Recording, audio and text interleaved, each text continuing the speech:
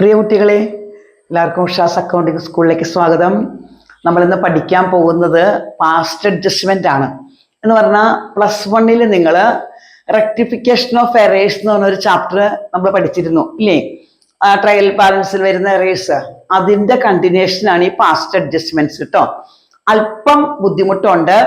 ഇത് നമുക്ക് ഒരു ക്വസ്റ്റ്യൻ എങ്ങനെ പോയാലും നമുക്ക് ബോർഡ് എക്സാമിന് ഷുവർ ആണ്. ബോർഡ് എക്സാം എന്നല്ല, നിങ്ങൾക്ക് വരുന്ന ഓണം എക്സാം ആയാലും പാസ്റ്റ് അഡ്ജസ്റ്റ്മെന്റിന്റെ ഒരു ക്വസ്റ്റ്യൻ 3 മാർക്കിനോ 4 മാർക്കിനോ നമുക്ക് ഉറപ്പായിട്ടും നമുക്ക് വരുന്ന ഒരു ക്വസ്റ്റ്യൻ ആണ്. അപ്പൊ നമുക്കത് വിട്ട് കളഞ്ഞാൽ നമുക്ക് അത്രയും മാർക്ക് പോകും. അപ്പൊ അത് നിങ്ങൾക്ക് ബുദ്ധിമുട്ടില്ലാത്ത രീതിയിൽ ഞാൻ മനസ്സിലാക്കി തരാനായിട്ട് ശ്രമിക്കുകയാണ്. അപ്പോൾ അത് നിങ്ങൾ ശ്രദ്ധിച്ചിരുന്നാൽ നിങ്ങൾക്ക് അത് കാര്യമായിട്ട് മനസ്സിലാക്കി തരാം. ഓക്കെ, അപ്പൊ നമുക്ക് ക്വസ്റ്റ്യനിലേക്ക് പോകാം. ഈ പാസ്റ്റ് അഡ്ജസ്റ്റ്മെന്റ് എന്ന് പറഞ്ഞാൽ എന്താണെന്നറിയോ? അതായത് ഒരു ഫേം അവരുടെ അക്കൗണ്ട് എല്ലാം പ്രിപ്പയർ ചെയ്ത് കഴിഞ്ഞതിന് ശേഷം ചില ഐറ്റംസ് അവരെടുക്കാൻ വിട്ടുപോയതോ അല്ലെങ്കിൽ അത് ഒമിറ്റ് ചെയ്യുന്നത് മാത്രമാകാല്ല, അത് അതിലെന്തെങ്കിലും റോങ്ങിലി മിസ്റ്റേക്ക് വന്നാലും സംഭവിക്കാം. അപ്പൊ നമ്മൾ കഴിഞ്ഞ വർഷം എറേഴ്സ് പഠിച്ചപ്പോ എന്താ പറഞ്ഞത്? അവിടെ എടുക്കാൻ വിട്ടുപോകുന്ന ഐറ്റംസ് അല്ലെ? അതുപോലെ ഇവിടെ ഫേം അവരുടെ അക്കൗണ്ട് അവർ പ്രിപ്പയർ ചെയ്ത് കഴിഞ്ഞു. പക്ഷെ പ്രിപ്പയർ ചെയ്ത് കഴിഞ്ഞതിന് ശേഷമാണ് അവർക്ക് മനസ്സിലായത് അവർ ചിലപ്പോൾ ഏതെങ്കിലും പാർട്ട്നേഴ്സിന് കൊടുത്ത സാലറി എടുക്കാൻ വിട്ടുപോയിട്ടുണ്ടാകാം, ഇൻട്രസ്റ്റ് ഓൺ ക്യാപിറ്റൽ ചാർജ് ചെയ്യാൻ വിട്ടുപോയിട്ടുണ്ടാകാം, ഇൻട്രസ്റ്റ് ഓൺ ഡ്രോയിങ്സ് എടുക്കാൻ വിട്ടുപോയിട്ടുണ്ടാകാം. ഇതൊന്നും അല്ലെങ്കിൽ ചിലപ്പോ റേറ്റ് മാറ്റി അവർ റെക്കോർഡ് ചെയ്തിട്ടുണ്ടാകാം, പ്രോഫിറ്റ് വീതിച്ചതിൽ മിസ്റ്റേക്ക് ഉണ്ടാകാം. അങ്ങനെ എന്തെങ്കിലും ഒരു മിസ്റ്റേക്കുകൾ വന്നു പെട്ടിട്ടുണ്ടെങ്കിൽ അത് എപ്പോഴാ? After preparing accounts. ഫേമിന്റെ എല്ലാ അക്കൗണ്ടും പ്രിപ്പയർ ചെയ്തതിന് ശേഷം വരുന്നതാണ്. അതുകൊണ്ടാണ് നമ്മൾ ഇതിനെ പാസ്റ്റ് അഡ്ജസ്റ്റ്മെന്റ്സ് എന്ന് പറയുന്നത്. അപ്പൊ നമ്മളത് എന്ത് ചെയ്യേണ്ട വരും? അത് തിരുത്തേണ്ട വരും. ആ തെറ്റ് തിരുത്തി അതിൽ ജേണൽ എൻട്രി കൊടുക്കേണ്ട വരും.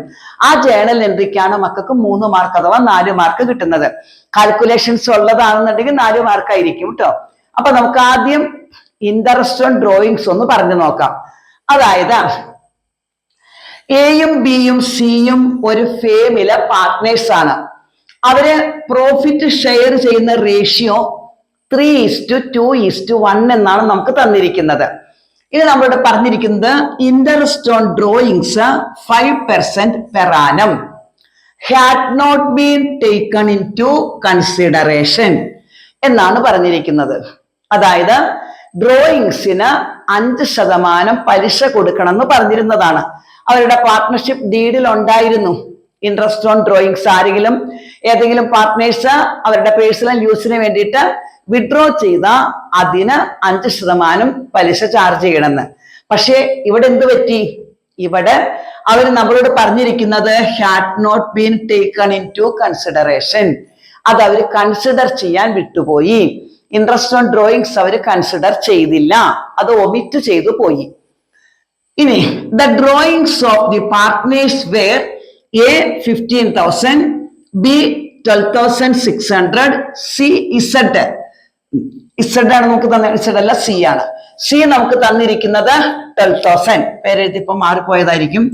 സിയുടെ നമുക്ക് തന്നേക്കണത് 12,000. അങ്ങനെ 3 പാർട്ട്നേഴ്സും ഫേമിൽ നിന്നും വിഡ്രോ ചെയ്ത എമൗണ്ട് നമുക്ക് തന്നിട്ടുണ്ട്. ഈ വിഡ്രോ ചെയ്ത എമൗണ്ടിന് ഇൻട്രസ്റ്റ് കാൽക്കുലേറ്റ് ചെയ്യാതെ ഫേം എന്ത് ചെയ്തു?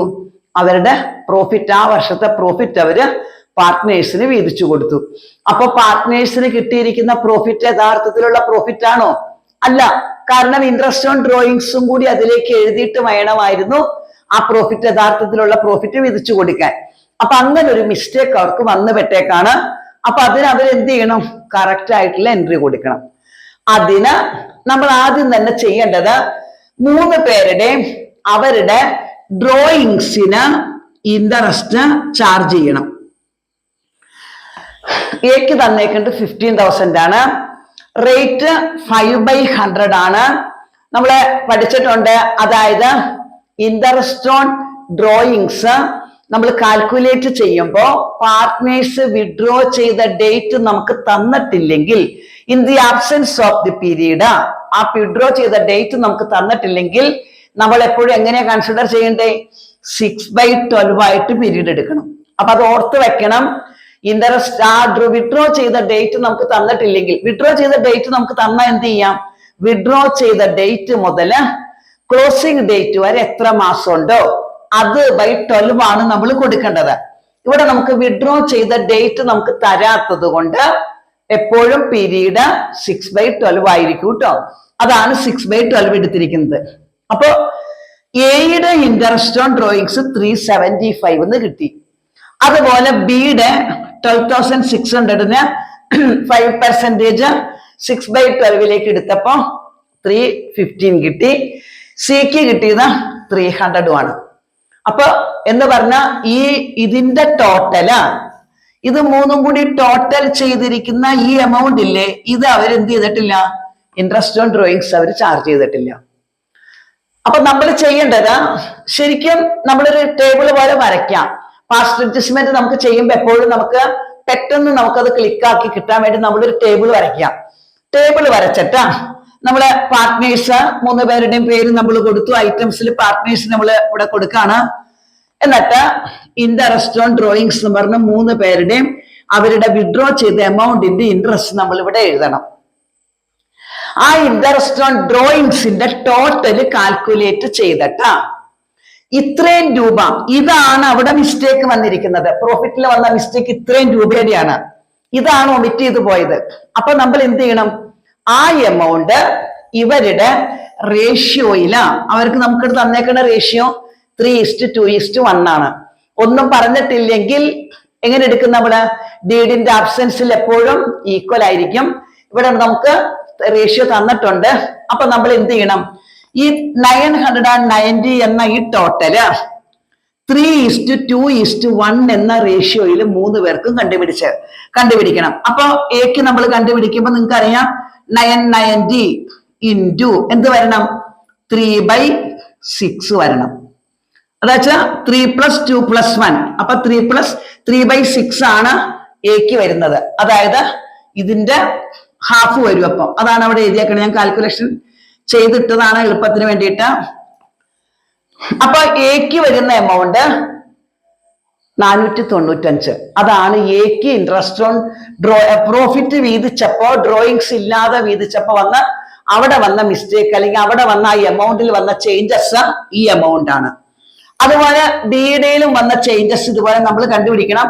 990 ഇൻറ്റു 2/6, അപ്പൊ 330 ആണ് ബിയുടെ ചേഞ്ചസ്. അതുപോലെ സിയുടെ ചേഞ്ചസും നമ്മൾ കണ്ടുപിടിക്കണം.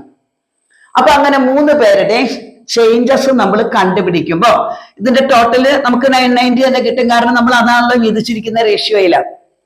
ഇനി നമ്മൾ എന്ത് ചെയ്യണം എന്നറിയാമോ, ഇതിന്റെ ഡിഫറൻസ് നോക്കണം. അതായത് ഇൻട്രസ്റ്റ് ഓൺ ഡ്രോയിങ്സ് നമ്മൾ DR എന്ന് കൊടുത്തേക്കണം. എന്തുകൊണ്ടാ, ഇൻട്രസ്റ്റ് ഓൺ ഡ്രോയിങ്സ് എങ്ങനെ വരും, ക്യാപിറ്റലിന് നമ്മൾ ഇൻട്രസ്റ്റ് ചാർജ് ചെയ്യുമ്പോ, അതായത് ക്യാപിറ്റൽ ക്രെഡിറ്റ് ആണ് അല്ലെ, ക്യാപിറ്റലിന് ഇൻട്രസ്റ്റ് ചാർജ് ചെയ്യുമ്പോൾ നമ്മൾ എന്താ കൊടുക്കുന്നത്, ഡെബിറ്റ് കൊടുക്കും. Profit and loss account first year ചെയ്തപ്പോൾ നമ്മൾ ടു ഇൻട്രസ്റ്റ് ഓൺ ക്യാപിറ്റൽ എന്ന് എഴുതിയതാ. ഇൻട്രസ്റ്റ് ഓൺ ഡ്രോയിങ്സ് എഴുതിയപ്പോൾ നമ്മൾ ബൈ ഇൻട്രസ്റ്റ് ഓൺ ഡ്രോയിങ്സ് എഴുതിയത്. കാരണം ഡ്രോയിങ്സ് ഡെബിറ്റ് ബാലൻസ് ആണ്, ആ ഡ്രോയിങ്സിന് വരുന്ന ഇൻട്രസ്റ്റ് ക്രെഡിറ്റ് ബാലൻസ് ആയിരിക്കും. അപ്പൊ ശരിക്കും ഇത്രയും രൂപ ക്രെഡിറ്റിൽ അവർക്ക് വരേണ്ടതാണ്. ഇതാണ് അവരുടെ ക്രെഡിറ്റിൽ വരേണ്ട എമൗണ്ട്. അത് കൊടുക്കാതെ വന്നത് കൊണ്ട് അവരുടെ ഇൻട്രസ്റ്റ് ഓൺ ഡ്രോയിങ്സ് ഇതാണ് കാണിച്ചിരിക്കുന്നത്. അപ്പൊ നമ്മൾ എന്ത് ചെയ്യണം, CR എന്ന് പറഞ്ഞ യഥാർത്ഥത്തില് അവരുടെ റേഷ്യോയിൽ വന്ന എമൗണ്ട് എഴുതാം. DR എന്ന് പറഞ്ഞ ആക്ച്വൽ ആയിട്ടുള്ള ഇൻട്രസ്റ്റ് ഓൺ ഡ്രോയിങ്സ് എഴുതാം. ഇനി ഇതിന്റെ ഡിഫറൻസ് എടുക്കുമ്പോ ക്രെഡിറ്റിലാണ് ഇവിടെ കൂടുതൽ. ഇവിടെ ക്രെഡിറ്റില് 495 ഡെബിറ്റില് 375 ആണ്. അതിന്റെ ഡിഫറൻസ് ആണ് ഈ 120 കേട്ടോ. അതായത് ആ 495 നമ്മൾ 120 മൈനസ് ചെയ്യണം.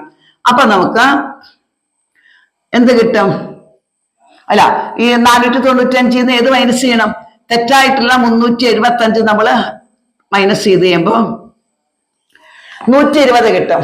എന്ന് പറഞ്ഞാൽ ക്രെഡിറ്റിലാണ് 120 കൂടുതൽ. അപ്പൊ നമ്മള് ഇത് നെറ്റ് എഫക്ട് എന്ന് പറഞ്ഞ DR CR എന്ന് കൊടുക്കാം. എന്നിട്ട് ക്രെഡിറ്റിലാണ് കൂടുതൽ പറഞ്ഞാൽ അപ്പൊ ക്രെഡിറ്റിൽ കൊടുക്കാം. അതുപോലെ അടുത്താണ്ട് അവിടെയും ക്രെഡിറ്റിലാണ് കൂടുതൽ വന്നേക്കണേ 15 രൂപ. അപ്പൊ നമ്മൾ ക്രെഡിറ്റിൽ കൊടുത്തു. സിയെ സംബന്ധിച്ച് സിക്ക് ഡെബിറ്റിലാണ് കൂടുതൽ വന്നേക്കണേ. ഇൻട്രസ്റ്റ് ഓൺ ഡ്രോയിങ്സ് 300, അതില് വന്ന ചേഞ്ചസില് പ്രോഫിറ്റ് വീതിച്ചപ്പോ വന്ന ചേഞ്ചസ് ഇത്രയാണ് 165 ആണ്. അപ്പൊ അതിന്റെ വ്യത്യാസം ഡെബിറ്റിൽ കൂടുതലായതുകൊണ്ട് നമ്മൾ ഡെബിറ്റിൽ കൊടുത്തു.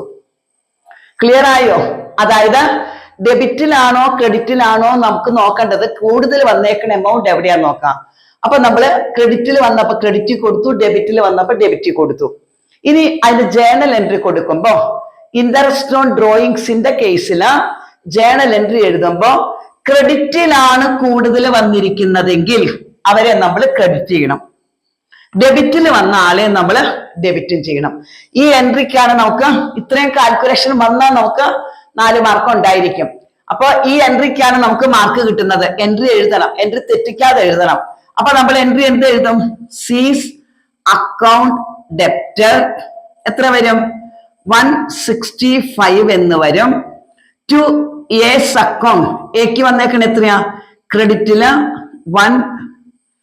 സിക്ക് വന്നേക്കണ 135 ആണ് കേട്ടോ. 65 ഇതാണ് വ്യത്യാസമാണ്, ഞാൻ നോക്കാൻ എഴുത്തപ്പോ മാറി.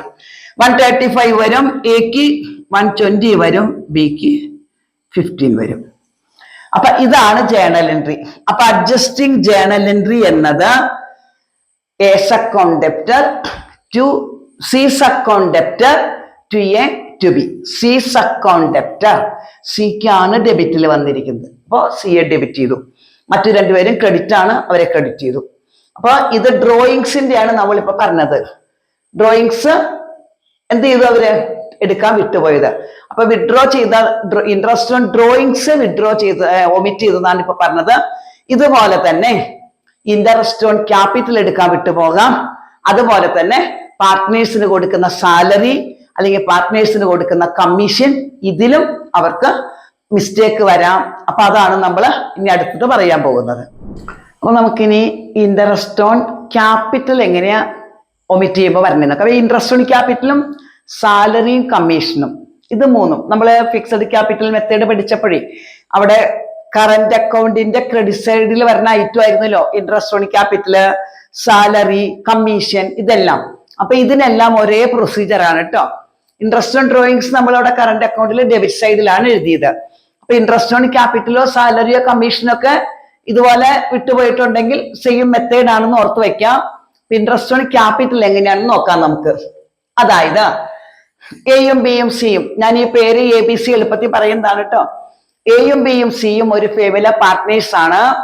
അവര് കോൺട്രിബ്യൂട്ട് ചെയ്തിരിക്കുന്നത് 50,000 ഈച്ച് എന്നാണ് പറഞ്ഞിരിക്കുന്നത്.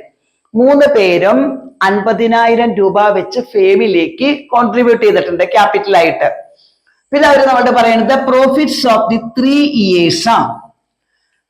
3 കൊല്ലത്തെ പ്രോഫിറ്റ് നമ്മളോട് അവര് പറയാണ് 15,000-ഉം 25,000-ഉം അതുപോലെ തന്നെ 50,000-ഉം ആയിരുന്നു 3 വർഷത്തെ അവരുടെ പ്രോഫിറ്റ്.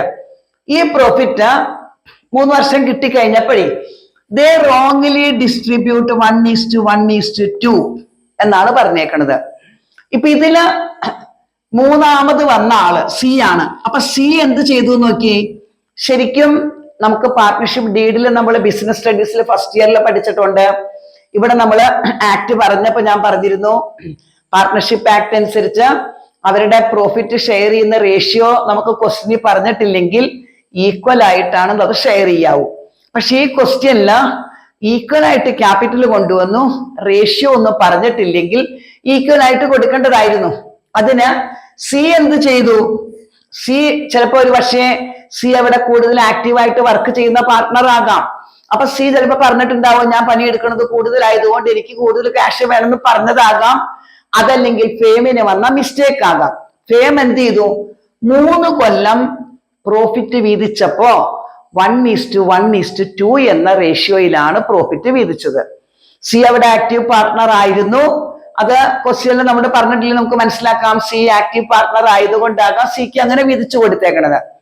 പക്ഷെ ആക്റ്റീവ് പാർട്ട്ണർ ആണെങ്കിലും അങ്ങനെ കൊടുക്കണമെങ്കിൽ റേഷ്യോ പറയണം. പക്ഷെ പറഞ്ഞിട്ടില്ലെങ്കിൽ ഈക്വൽ ആയിട്ടേ കൊടുക്കാവൂ. അപ്പൊ അങ്ങനെ കൊടുക്കുമ്പോൾ മറ്റുള്ള പാർട്ട്നേഴ്സ് അവിടെ എന്ത് ചെയ്യും? അവരവിടെ ആർഗ്യൂ ചെയ്യും അങ്ങനെ പാടില്ല എന്നുള്ളത്. എനിവേ അവര് പ്രോഫിറ്റ് തെറ്റായിട്ട് റോങ് ആയിട്ട് വീതിച്ചു കൊടുത്തു എന്നാണ് പറഞ്ഞേക്കണേ. 1:1:2 ആയിട്ട് വീതിച്ചു കൊടുത്തു. അത് 1 വർഷമല്ല 3 വർഷത്തെ പ്രോഫിറ്റ് അങ്ങനെ അവര് ഡിസ്ട്രിബ്യൂട്ട് ചെയ്തു. എന്ന് പറഞ്ഞ 3 കൊല്ലത്തെ പ്രോഫിറ്റ് ഡിസ്ട്രിബ്യൂട്ട് ചെയ്തു എന്ന് പറഞ്ഞാല് 15,000 25,000 50,000 അങ്ങനെ 3 വർഷത്തെ പ്രോഫിറ്റ് ആണ് അങ്ങനെ തെറ്റായിട്ട് കൊടുത്തിരിക്കുന്നത്. 90,000 റുപ്പീസ് ആണ് റോങ്ങിലി ഡിസ്ട്രിബ്യൂട്ട് ചെയ്തിരിക്കുന്നത്. അപ്പൊ നമ്മൾ എന്ത് ചെയ്യണം? അങ്ങനെ കൊടുക്കാൻ പാടില്ല, 1:1:1 കൊടുക്കാവൂ. അപ്പൊ നമ്മൾ അതിന് ജേണൽ എൻട്രി പാസ് ചെയ്യണം. അതാണ് ചോദിച്ചേക്കണേ, പാസ് അഡ്ജസ്റ്റിംഗ് എൻട്രി ആണ് നമ്മളോട് ചോദിച്ചിരിക്കുന്നത്. അപ്പൊ നമ്മൾ ചെയ്യേണ്ടത് ആദ്യം തന്നെ മക്കൾ ടേബിൾ വരയ്ക്കാം. അതായത് ഇതിന്റെ മാർക്ക് എങ്ങനെയാ വരണേന്ന് പറയട്ടെ, 1:1:1 ആണ്. 3 മാർക്കിന്റെ ഷുവർ ക്വസ്റ്റ്യൻ ആണ്. ഇത് ഇങ്ങനെയാണ് അവരുടെ മാർക്ക് വീതിച്ചു കൊടുക്കുന്നത്. അപ്പൊ ഇങ്ങനെ മാർക്ക് വീതിച്ചു കൊടുക്കുമ്പോ ഈ എൻട്രിക്ക് 1 മാർക്കേ ഉള്ളൂ. ഈ ടേബിളിനും ഈ ടേബിളിലെ കാൽക്കുലേഷൻ ശരിയാവണമെങ്കിൽ അതിനുമാണ് 2 മാർക്ക്. ടേബിൾ വരച്ച 1 മാർക്ക്, അത് വൃത്തിയായിട്ട് എഴുതി ആൻസർ കറക്റ്റ് ആക്കി കഴിഞ്ഞാൽ അടുത്ത 1 മാർക്ക്. അങ്ങനെ നമുക്ക് 3 മാർക്ക് കിട്ടുന്ന കേട്ടോ. അപ്പൊ നമ്മൾ എന്ത് ചെയ്യണം? പ്രോഫിറ്റ് റോങ്ലി ഡിസ്ട്രിബ്യൂട്ടഡ് 1:1:2 എന്ന് പറഞ്ഞുകൊണ്ട് തെറ്റായിട്ട് അവര് വീതിച്ചു കൊടുത്ത എമൗണ്ട് നമ്മൾ കാണിക്കണം. ഏത് എമൗണ്ടാ തെറ്റായിട്ട് കൊടുത്തേക്കണേ? ഇതല്ലേ 3 കൊല്ലത്തെ പ്രോഫിറ്റ്. ഈ 3 കൊല്ലത്തെ പ്രോഫിറ്റിന്റെ സമ്മാണ് തെറ്റായിട്ട് വീതിച്ചേക്കണത്. അപ്പൊ ഇങ്ങനെയാണ് 3 പേർക്കും പ്രോഫിറ്റ് കിട്ടിയിരിക്കുന്നത്. ഇനി ശരിക്കും പ്രോഫിറ്റ് കറക്റ്റ്ലി ഡിസ്ട്രിബ്യൂട്ടഡ് എങ്ങനെയാ? 1:1:1 ആണ് വരേണ്ടത്. അപ്പൊ എങ്ങനെ വരണം? 30,000 വെച്ച് 3 പേർക്കും ഈക്വൽ ആയിട്ട് കൊടുക്കണം. അങ്ങനെ ആ 90,000 ആണ് വീതിക്കേണ്ടത്. അപ്പൊ അങ്ങനെ വന്നപ്പോ എയുടെ നോക്കിയേ, എക്ക് ശരിക്കും റോങ് ആയിട്ട് വന്നേക്കണ എമൗണ്ട് 22,500 ആണ്, 22,500 ആണ്. കറക്റ്റ് ആയിട്ട് എക്ക് അവരുടെ പ്രോഫിറ്റ് വീതിക്കുമ്പോ കിട്ടേണ്ടത് എക്ക് 30,000 കിട്ടേണ്ടതായിരുന്നു. പക്ഷെ എക്ക് 22,500 കിട്ടിയിട്ടുള്ളൂ. അതുപോലെ ബിക്ക് 22,500 കിട്ടിയിട്ടുള്ളൂ, 30,000 കിട്ടേണ്ടതായിരുന്നു. അതുപോലെ സിയെ സംബന്ധിച്ച് സിക്ക് 45,000 കിട്ടി, 30,000 കിട്ടേണ്ട ആവശ്യം ഉണ്ടായിരുന്നുള്ളൂ. അപ്പൊ 15,000 രൂപ ഇപ്പൊ സിക്ക് കൂടുതൽ കിട്ടിയേക്കാണ്. 15,000 രൂപ സി കൂടുതൽ മേടിച്ചേക്കാണ് അല്ലേ? പ്രോഫിറ്റ് വിധിച്ചപ്പോ സിക്ക് കൂടുതൽ കിട്ടിയേക്കാണ് എന്ന് പറഞ്ഞ കിട്ടേണ്ട എമൗണ്ടിനേക്കാളും കൂടുതൽ മേടിച്ചത് കൊണ്ട് അത് നെഗറ്റീവ് ആയിട്ട് വരും. മനസ്സിലായോ? ശരിക്കും ഇതല്ലേ എമൗണ്ട് കിട്ടണ്ടേ, അതിന് ഇതല്ലേ മേടിച്ചിരിക്കുന്നേ. അപ്പൊ സിയുടെ ആൻസർ നമുക്ക് നെഗറ്റീവ് ആയതുകൊണ്ടാണ് നമ്മൾ ബ്രാക്കറ്റിൽ കാണിച്ചേക്കുന്നത്. Negative means 45,000 30,000 അല്ലാട്ടോ കുറയ്ക്കുന്നേ. വേണ്ട എമൗണ്ട് 30,000 ആയിരുന്നു, പക്ഷെ 45,000 അയാൾ വിധിച്ചെടുത്തു പ്രോഫിറ്റ്. അപ്പൊ നെഗറ്റീവ് ആയിട്ട് അയാൾക്ക് 15,000 വന്നു. ഇയാൾക്ക് 30,000 കിട്ടേണ്ടടുത്ത് 22,500 കിട്ടിയുള്ളൂ. അപ്പൊ അയാൾക്ക് 7,500 ഇനി കിട്ടണം. ഇയാൾക്കും എക്കും അതുപോലെ തന്നെ 7,500 എക്കും കിട്ടണം. അപ്പൊ അങ്ങനെ വരുമ്പോ നമ്മൾ ജേണൽ എൻട്രി എഴുതുമ്പോ മക്കൾ ഒരു കാര്യം എപ്പോഴും ഓർത്ത് വെക്കുക എളുപ്പത്തില്. നെഗറ്റീവ് വരുന്ന ആളെ എന്ന് വെച്ചാ, നെഗറ്റീവ് എന്ന് വെച്ചാൽ ഇതുപോലെ മൈനസ് വരുന്ന ആളെ എപ്പോഴും ഡെബിറ്റ് ചെയ്യാവൂ. അപ്പൊ സിക്ക് നെഗറ്റീവ് ആണ് വന്നിരിക്കുന്നത്, സിയെ നമ്മൾ ഡെബിറ്റ് ചെയ്യാവൂ. അതാണ് ഓർത്ത് വെക്കേണ്ടത്. അവിടെയാണ് നമ്മൾ എൻട്രി ചെയ്തപ്പോൾ ശ്രദ്ധിക്കേണ്ടത്. അപ്പൊ സി നെഗറ്റീവ് വന്നത് കൊണ്ട് നമ്മൾ സിയെ ഡെബിറ്റ് ചെയ്തു. അപ്പൊ എൻട്രി എങ്ങനെ വരും? സീസ് ക്യാപിറ്റൽ അക്കൗണ്ട് ഡെപ്റ്റ് ടു എ ടു ബി.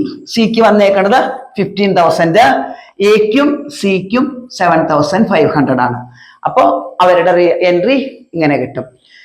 ഇത് തന്നെയാണ് കേട്ടോ സാലറി റോങ് ആയിട്ട് എഴുതിയെന്ന് പറഞ്ഞാലും, അതുപോലെ തന്നെ കമ്മീഷൻ റോങ് ആയിട്ട് എഴുതിയെന്ന് പറഞ്ഞാലും ഇതുപോലെ തന്നെയാണ് വരുന്നത്. അപ്പോൾ വീഡിയോ എല്ലാവരും ലൈക്ക് ചെയ്യുക, അതുപോലെ തന്നെ കമന്റ് കൊടുക്കുക, നിങ്ങളുടെ ഫ്രണ്ട്സിന് ഷെയർ ചെയ്യാം. ഓക്കെ.